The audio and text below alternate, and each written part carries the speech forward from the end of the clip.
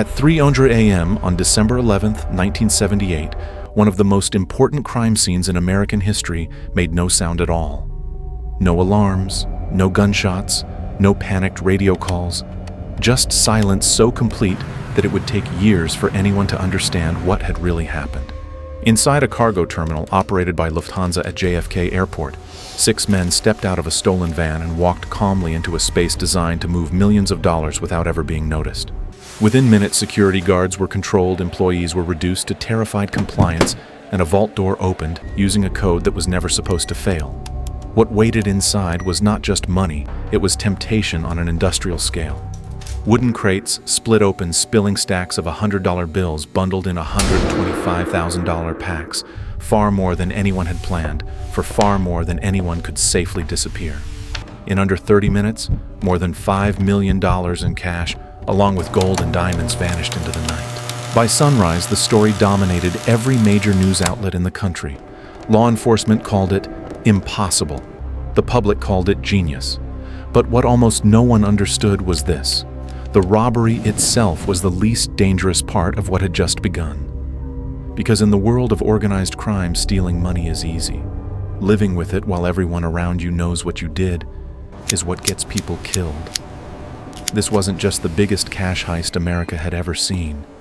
It was the moment greed, fear, and silence locked into a collision course that would destroy nearly everyone involved, leaving behind a perfect crime on paper and a trail of consequences no one could erase.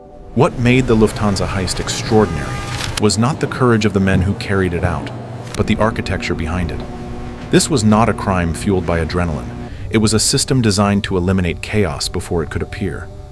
At the center of that system was Jimmy Burke, a man who understood that power in organized crime didn't come from how loudly you could threaten someone, but from how predictably you could control outcomes. Burke didn't see people as partners or enemies, he saw them as variables. Every employee inside the Lufthansa cargo terminal represented a potential failure point, and every failure point had to be neutralized without drawing attention. That meant no violence unless absolutely necessary, no improvisation, and no emotional attachment. The inside man wasn't a conspirator in Burke's mind. He was leveraged, someone whose debt and fear could be calibrated like a lock combination. The guards weren't obstacles. They were routines to be interrupted briefly and then forgotten. Even rival crime families were treated not as threats but as administrative problems to be solved with quiet payments and temporary agreements. The brilliance of the plan lay in its restraint. Burke planned for a robbery that would feel boring to watch because boredom is what security systems are built around. Nothing unusual, nothing memorable. For 30 minutes, everything moved exactly as expected, and that was the danger. Because the moment the vault opened and the scale of the money became clear, the plan crossed an invisible line. $5 million in 1978 wasn't just wealth, it was destabilizing force. It was enough to turn discipline into temptation and loyalty into calculation. Burke had designed a crime that could defeat alarms, cameras, and law enforcement protocols, but no plan can fully account for what happens inside people when the reward exceeds the original agreement. In that moment, the heist stopped being a technical operation and became a psychological experiment, one that would test who could live with silence, who could live with fear, and who would eventually crack under the weight of knowing they had touched something too large to ever safely let go. By the time federal investigators arrived at JFK, the crime scene was already working against them. There was no chaos to reconstruct, no obvious violence to trace, no mechanical failure to reverse engineer. The robbery had left behind something far more unsettling than destruction normalcy. To the FBI, that absence of disruption was its own kind of evidence, a signal that the system hadn't been breached by force but by familiarity. Every early theory pointed to an inside job, yet theory alone couldn't unlock warrants or force cooperation. Agents interviewed employees who remembered almost nothing clearly, not because they were lying, but because nothing had stood out as wrong in the moment. Security logs showed routines, not anomalies. Cameras captured movement, but nothing illegal. The airport had done exactly what it was designed to do, process money invisibly, and in doing so, it had erased the crime itself. This was the kind of case that made seasoned investigators uneasy, because it suggested a level of planning that mirrored institutional thinking. The robbers hadn't outsmarted individuals. They had outthought the system. Weeks passed. Surveillance teams were deployed. Informants were quietly pressed. Whispers began to surface about familiar names and familiar bars, but whispers don't survive in court. To law enforcement, the most disturbing realization was not that a crime had occurred, but that no immediate pressure could be applied to stop what might follow. In organized crime, silence is rarely passive, it's enforced. The longer the investigation stalled, the more dangerous the vacuum became, because when the state cannot impose consequences, internal discipline takes over. Investigators understood this instinctively. They knew that somewhere decisions were being made, not in offices or courtrooms, but in private spaces where fear carried more weight than subpoenas. The case didn't feel cold. It felt suspended, as if it were being held in place by forces operating outside the reach of the law. And that suspension created a new kind of tension, one that had nothing to do with solving the robbery, and everything to do with what silence would cost the people who knew too much. The FBI could wait. The men behind the heist could not. The moment the true size of the take became clear, the Lufthansa heist crossed a line it could never step back from. What had begun as a controlled operation instantly transformed into a liability management crisis, and everyone involved could feel it, even if they didn't yet have the language to name it. $5 million in 1978 wasn't just unexpected profit, it was a destabilizing force large enough to pull gravity inward. Too many people knew. Too many people had touched it. Too many conversations had already happened that could never be taken back. And in that environment, money stopped being a reward and became a threat. At the center of this pressure stood Jimmy Burke, who understood something the others were slow to grasp. The robbery was already over, but the danger was only beginning. Law enforcement attention could be managed with patience and distance, but human behavior was unpredictable. Fear spreads faster than loyalty, and greed corrodes discipline quietly from the inside. Burke watched his crew celebrate talk too freely, spend too loudly, and he saw the future forming in real time. He knew that the biggest risk wasn't betrayal driven by malice, but panic driven by imagination. Men lying awake at night replaying the vault, counting money they hadn't yet received, wondering who else might talk first. In Burke's world, uncertainty was intolerable. Silence had to be absolute or it was useless. What followed wasn't announced or coordinated in the way people expect conspiracies to unfold. It was procedural, almost administrative. Problems were identified. Problems were removed.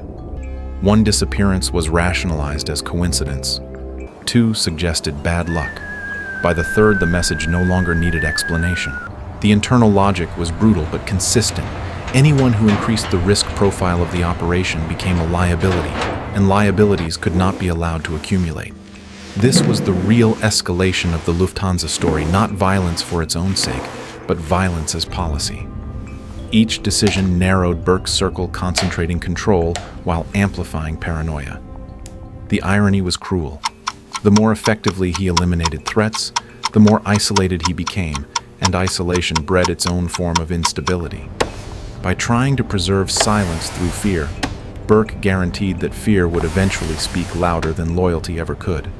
The heist had succeeded perfectly on paper, but in practice it had created a system that could only sustain itself through constant erasure, consuming its own participants to maintain the illusion of control. What began as the smartest robbery in American history was quietly mutating into something far more dangerous, a closed loop where survival depended not on outsmarting the law, but on outlasting the people who stood beside you. By the time the consequences began to surface, the shape of the downfall was already set. Jimmy Burke had always believed that problems could be eliminated faster than they could accumulate, but time doesn't behave like a rival crew or a nervous accomplice. Time waits, watches, and erodes. The Lufthansa money didn't disappear quietly into the background of his operation. It distorted everything it touched. Spending habits changed. Attention sharpened. Law enforcement pressure, once distant, began to feel closer, not because the robbery had been solved, but because the environment around it was decaying. When drugs entered the picture, the balance finally tipped. Narcotics brought cash, but they also brought federal agencies that didn't negotiate, didn't bluff, and didn't look away. Burke ignored the old rules because he believed his system was stronger than tradition, but systems built on fear age badly. Associates grew reckless, conversations became sloppier, And eventually someone was arrested with enough time in front of them to reconsider every oath they had ever taken. At that moment, loyalty stopped being a moral concept and became a survival calculation. The choice was no longer between silence and honor, but between cooperation and death. When one of Burke's closest allies began talking, the collapse accelerated, not because new facts were revealed about the heist, but because the violence surrounding it could no longer be contained. Burke was arrested not for Lufthansa, but for murder, the bodies that had piled up as he tried to protect a crime the law could never quite touch. There was a bitter symmetry to it. The robbery remained legally perfect, untouched by convictions or recovered money, while the aftermath left fingerprints everywhere. In court, prosecutors didn't need to explain how the vault was opened or how the cash vanished. They only needed to show what happened afterward, the pattern of fear, the missing men, the decisions that turned silence into a weapon. Burke was sentenced to prison where control meant nothing and patience meant everything. The robbery that made him legendary would never be proven against him, but it no longer mattered. His freedom had been traded away piece by piece in the attempt to preserve absolute secrecy. Time, the one variable he could never intimidate, had done what law enforcement alone could not. It didn't solve the crime. It outlasted the man who thought he could. The legacy of the Lufthansa heist is unsettling precisely because it refuses to resolve. No courtroom verdict ever closed it. No recovered cash ever offered proof that crime doesn't pay. Decades later, the case still exists as a paradox in American criminal history, a robbery that succeeded completely, yet destroyed nearly everyone who touched it. On paper, it remains unsolved. In reality, it reached its conclusion long ago, not through justice, but through exhaustion. The money vanished into private hands, offshore routes, and buried fear never resurfacing, never circulating cleanly enough to be traced. The public wanted a mastermind exposed, a final arrest that would restore balance, but what they received instead was something quieter and more disturbing. Jimmy Burke, the architect of the operation, never faced trial for the crime that made him infamous. He died in prison years later, punished not for the perfect robbery, but for the violence that followed it, a reminder that systems built on fear rarely collapse where you expect them to. The absence of accountability became the story itself. Law enforcement learned that technical perfection could defeat procedure, but only temporarily. Organized crime learned something more painful, that absolute control demands absolute isolation, and isolation corrodes judgment. Over time, the Lufthansa heist stopped being a tale about clever criminals and incompetent authorities and became a cautionary study in human limits. You can intimidate people into silence, but you cannot make silence stable. You can erase witnesses, but you cannot erase memory. Every act meant to secure the crime pushed its participants further into a corner where survival required constant vigilance, constant violence, constant denial. For the public, the heist entered mythology, retold as a symbol of audacity and intelligence. For those who lived inside it, it became a closed loop with no exit. The most enduring impact of the Lufthansa robbery isn't the money or the mystery, but the lesson it leaves behind for anyone tempted by shortcuts to power systems that reject accountability. Don't escape consequences. They internalize them. Pressure doesn't disappear when it's hidden. It compounds. Fear doesn't fade when it's enforced. It multiplies. The robbery proved that law enforcement can be outmaneuvered, but it also proved something far more enduring, that no human network can survive sustained paranoia without turning inward. In the end, the crime didn't fail because someone talked. It failed because it demanded too much silence from too many people for too long. The money was never found. The case was never solved. But the cost was paid in full, not by the system that was fooled, but by the men who believed that removing every loose end would somehow leave them free. The Lufthansa heist endures not because it was clever, but because it exposes a hard truth Americans understand instinctively. Systems built on fear and shortcuts always collect their debt later. You can outsmart procedures, manipulate people, and even evade justice for a time, but you cannot outrun human nature. Silence decays. Greed escalates. Time closes in. This story isn't just about crime. It's a warning about any pursuit of power without accountability. If this investigation made you think, question, or see familiar patterns in a new way, support deep, long-form storytelling like this. Like the video, share it with someone who values truth over spectacle, and subscribe for more cinematic investigations that go beyond the headlines.